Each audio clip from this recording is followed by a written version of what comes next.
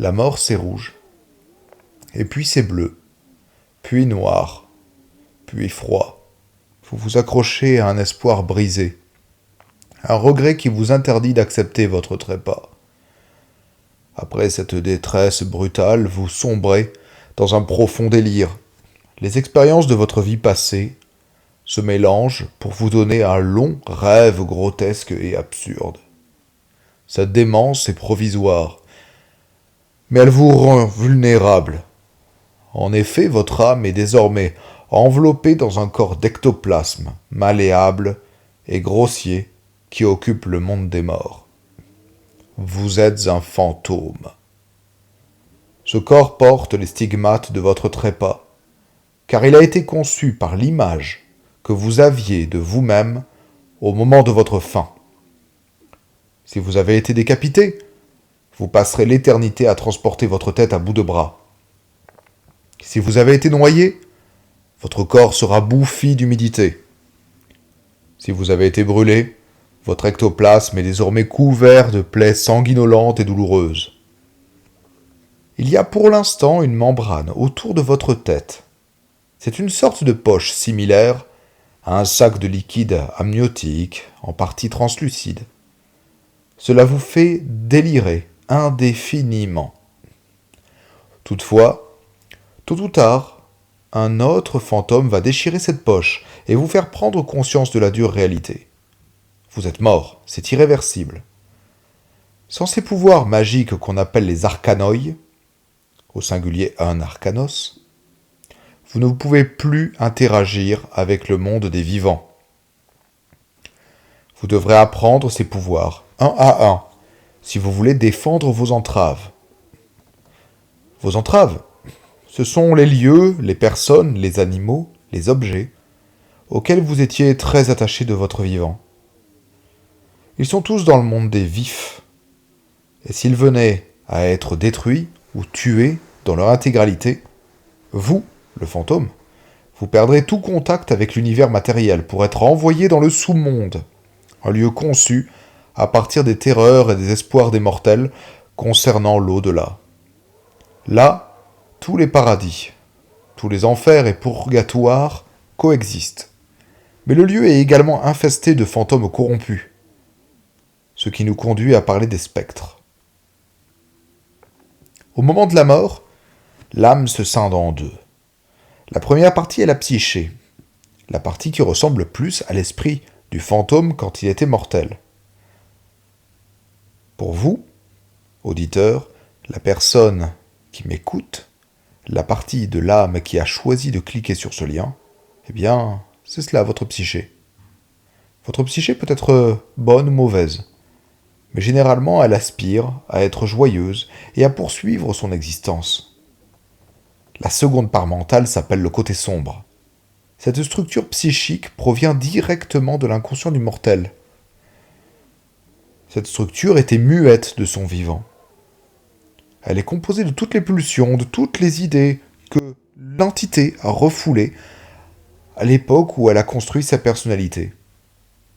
Maintenant que le corps ne sert plus de barrière entre ces deux fragments mentaux, cette seconde personnalité murmure ses suggestions pernicieuses et ses menaces à la psyché. En effet, la psyché contrôle, au départ, le corps astral du fantôme, tandis que le côté sombre attend, murmure et s'accapare peu à peu cette maîtrise. Il usurpe progressivement la mainmise sur le corps du fantôme, et peu à peu s'installe à la place du conducteur, tandis que la psyché est reléguée à la place du passager, si on considère que le corpus, le corps du fantôme, est une voiture. Le côté sombre porte bien son nom. Bien souvent, il a des aspirations contraires à celles de la psyché. Ainsi, si la psyché désire protéger sa famille, il y a des chances que le côté sombre veuille la massacrer. Le but final de tous les côtés sombres est de provoquer la fin permanente du fantôme et de son entourage. Plus il condamne d'âmes, plus elle atteint son but. Pour cela, il invite la psyché à se mettre en danger. Il sape son contrôle de leur enveloppe commune. Il lui fait du chantage, et pousse d'autres esprits à connaître une fin prématurée. Un côté sombre qui a la main mise définitive sur le corps partagé est appelé un spectre. Un spectre est donc contrôlé par son côté sombre, a des pulsions suicidaires, meurtrières. Il est plus fragile toutefois qu'un fantôme, mais il a accès à un esprit de ruche qui l'unit aux autres spectres. Il peut, sans les voir, les contacter, et ensemble ils se concertent pour organiser des attaques groupées sur les campements de fantômes, parfois aussi sur les mortels. Il a accès à un vaste royaume souterrain, ce spectre. Il y a une raison qui conditionne son comportement suicidaire. Les forces des spectres leur viennent d'un gouffre béant dans le monde des morts, qui débouche sur l'annihilation. Ce trou noir s'appelle le néant. Il brise les esprits et les dévore, leur ôtant tout espoir de transcendance ou de réincarnation. Wraith est donc un jeu où on essaie, tant bien que mal, de réparer les torts passés et de se protéger contre des ennemis extérieurs, à savoir les autres fantômes, les spectres et les vivants cherchant à vous soumettre ou à vous exorciser. Toutefois, le combat le plus inéluctable se fait contre votre ennemi intérieur, votre côté sombre, qui au fur et à mesure que les parties s'enchaînent, vous ôte tout espoir d'ascension. Ce qui est désespérant, c'est que même les trépassés qui ont réussi à atteindre un des paradis, des nombreuses religions, suite à un long et périlleux voyage dans le sous-monde, n'échappent pas au harcèlement de leur côté sombre et à leur progressive montée en puissance. En effet, il existe un infime espoir d'échapper au néant. Cette issue se nomme la transcendance. Elle demande du recul face à ses obsessions. Elle demande de lâcher prise vis-à-vis de ses attaches émotionnelles. Il faut toujours avoir maintenu au moins une entrave, un lien avec le monde des vifs. Et se livrer à un fort travail sur soi-même, à la méditation, au recours parfois à la spiritualité. Quand il a fini de lâcher prise, le fantôme disparaît. Il quitte le monde des morts. Nul ne sait s'il rejoint Dieu ou s'il se réincarne. Cela n'a rien d'aisé car les fantômes comme les spectres sont des êtres qui se nourrissent d'émotions.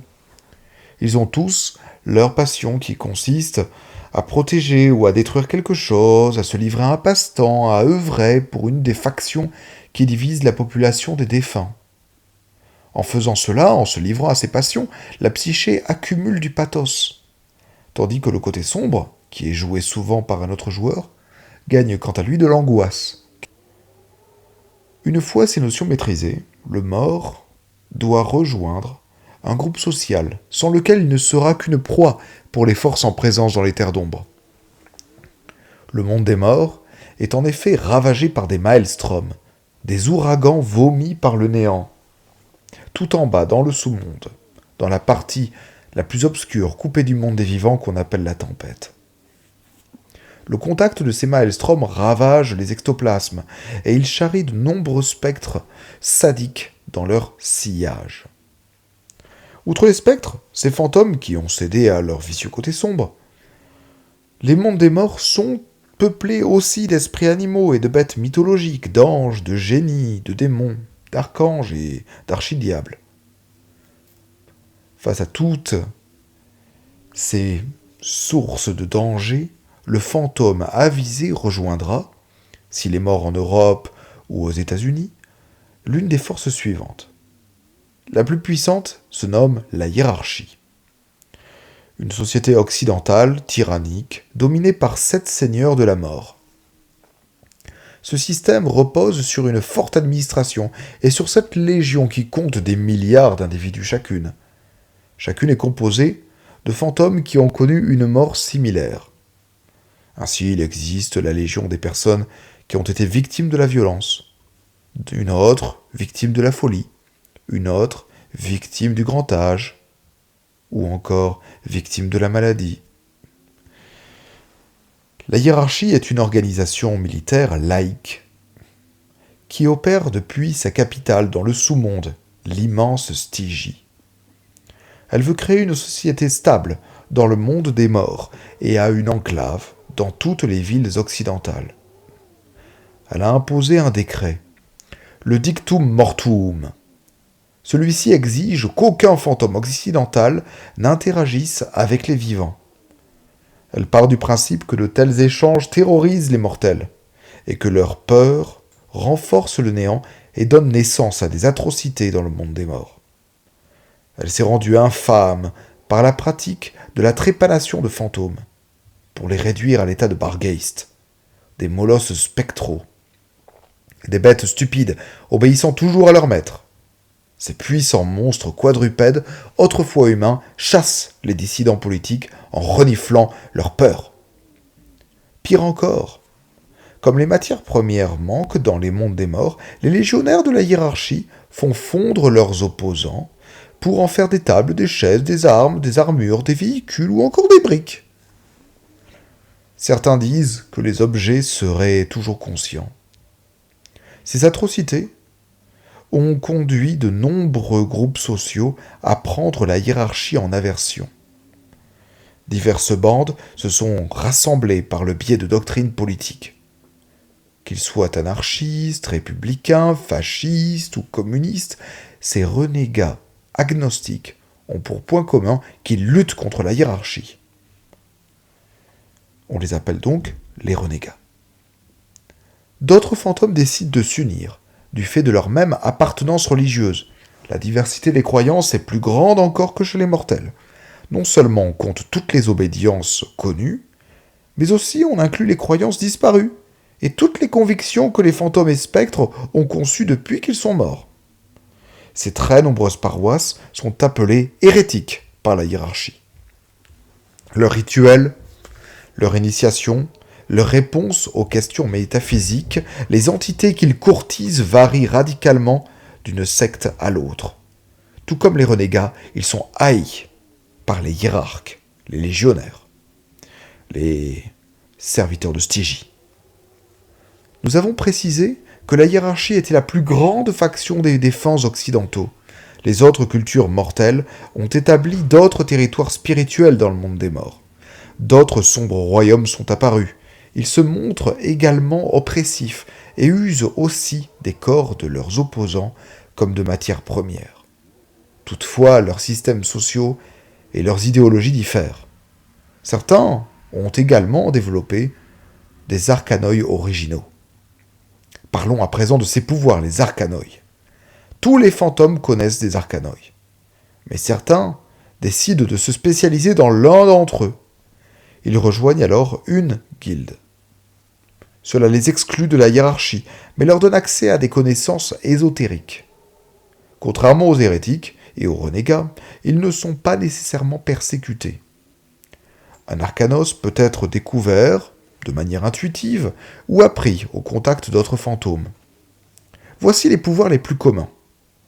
Il est possible pour certains fantômes de posséder les mortels, de resculpter l'ectoplasme des esprits, de déplacer ou détruire les objets par la pensée, de se faire pousser des ailes ou de se téléporter, de posséder des objets ou des bâtiments, de voler l'énergie spirituelle des autres fantômes, le pathos, que l'on gagne en se livrant à ses passions, de faire dormir, d'altérer les rêves, de donner des illusions, de fausser la perception de l'espace et du temps, de suggérer des idées telles une muse, de changer les émotions de son entourage, d'apparaître dans le monde des vivants et de lutter contre son côté sombre.